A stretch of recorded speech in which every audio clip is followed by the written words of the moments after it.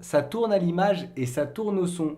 Je viens de tout enregistrer, mais en fait, je les avais pas enregistrés. C'est-à-dire qu'en fait, j'ai enregistré juste entre les moments où je croyais que j'enregistrais. Donc en fait, il faut que je réenregistre tout. Mais c'est pas grave, parce que j'aime bien ce que je fais. Alors c'est parti. Salut, c'est Manuel Mode. Je m'appelle pas Manuel, on va pas parler de mode, je m'appelle Thomas et on va parler de photographie. Et aujourd'hui, on va parler de photographie argentique et surtout, comment savoir si un appareil argentique marche. Parce que c'est mieux.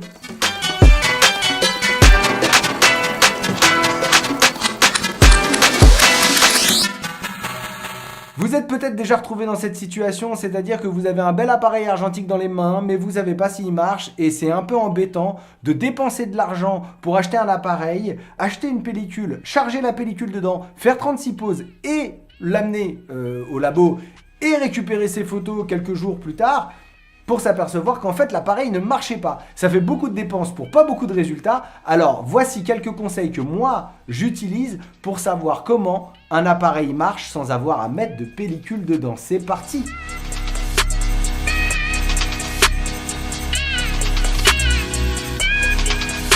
Alors, la première chose à vérifier sur votre boîtier, c'est l'objectif et le diaph. Pour vérifier l'objectif, c'est très simple, vous allez vérifier la mise au point, la bague de mise au point de l'objectif. Pour faire ça, vous mettez votre œil dans le viseur de votre appareil et vous essayez de faire le point sur une personne qui est près de vous, par exemple le vendeur ou un ami ou une amie avec qui vous êtes ce jour-là et que vous dites tiens, je vais essayer mon appareil sur la personne. Elle aura l'impression de se faire photographier, mais en fait pas vraiment. Vous faites le point à l'infini et très près pour voir si la mise au point se fait et si la bague est assez fluide et surtout si dans votre viseur il se passe quelque chose. Si vous arrivez à faire à la fois un portrait et ensuite un paysage, a priori c'est que la bague de mise au point elle marche. Check. Vérifions maintenant l'obturateur.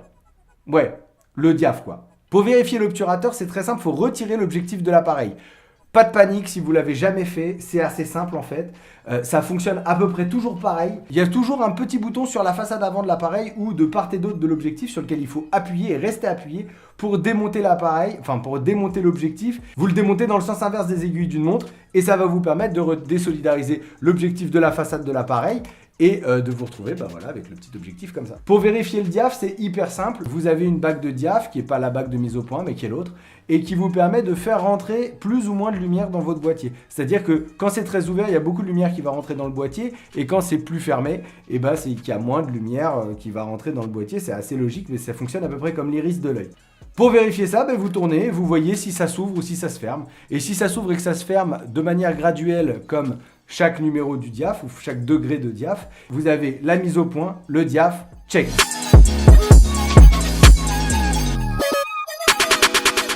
La troisième chose à vérifier, c'est le déclencheur et le chargement. Plutôt le chargement et le déclencheur. Pour faire ça, il faut ouvrir le boîtier. Il y a 2-3 manières d'ouvrir un boîtier. Vous voyez la molette que vous utilisez pour rembobiner la pellicule habituellement. Vous tirez dessus, un peu comme une goupille, et ça va vous ouvrir le boîtier arrière. Et vous allez voir si les roulements à l'intérieur fonctionnent.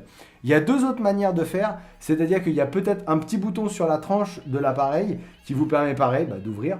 Ou encore, une troisième manière, ça c'est un peu traître, c'est un petit crochet qui est au niveau de la base de l'appareil, qui est à peu près à ce niveau-là, et qu'il faut tirer un peu vers le bas comme un crochet, et qui du coup ouvre. Une fois que l'appareil est ouvert, vous allez pouvoir vérifier si toutes les molettes elles tournent bien. C'est-à-dire que quand vous chargez la pellicule, normalement, ça doit faire avancer le film. Donc il y a des roues qui vont faire avancer le film. Donc si ces roues-là tournent au moment où vous chargez, c'est bon signe. Quand vous déclenchez, ça s'ouvre, c'est bon signe aussi. Le chargement et le déclenchement, ça marche. Ok, check. Encore une dernière chose avant de vérifier, et c'est la plus importante à mon sens pour savoir si votre appareil marche, et je vous dis ça tout de suite.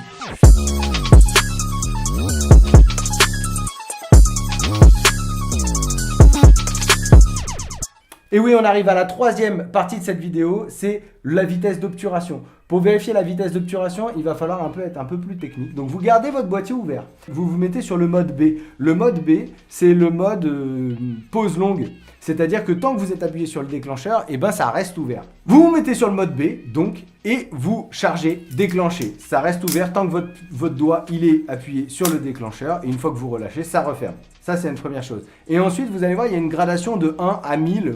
Ça dépend des boîtiers. Il y a des boîtiers qui vont que jusqu'à 250.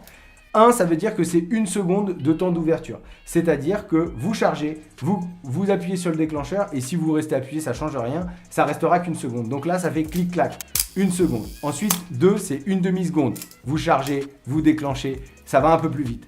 4, c'est 1/4 de seconde. Donc vous chargez, vous redéclenchez, ça va encore un peu plus vite. 8, c'est 1/8 de seconde. Vous chargez, vous déclenchez, ça va un peu plus vite. 16, 1/16e. 32, 1/32e. 250e, 500e, 1 millième. Normalement, vous devez entre 1 et 1000 avoir une variation à peu près du plus lent au plus rapide dans votre vitesse d'obturation. Voilà, donc si vous avez quelque chose d'à peu près exponentiel sur la vitesse d'obturation, franchement, c'est que votre appareil, il est plus près de marcher que de ne pas marcher. Petit bémol, il se peut que malgré tous ces tests, votre première pellicule, elle soit pas top parce que y a un autre problème dans votre appareil qui est pas détectable facilement et qui a besoin d'ouvrir le boîtier et d'être un peu plus expert pour ça. Et j'en serais désolé.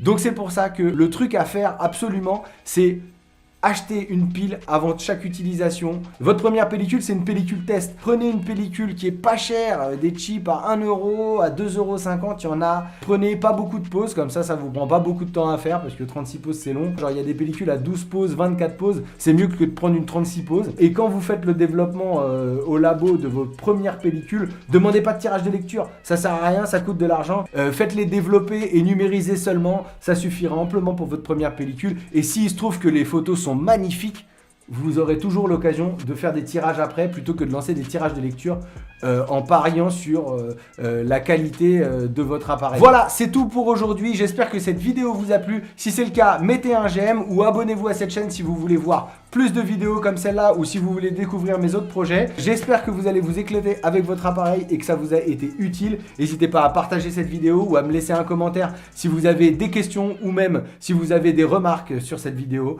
Je vous souhaite une bonne journée, éclatez-vous, il a neigé là ces temps-ci, donc faites des photos et marrez-vous un peu quoi. Allez, ciao!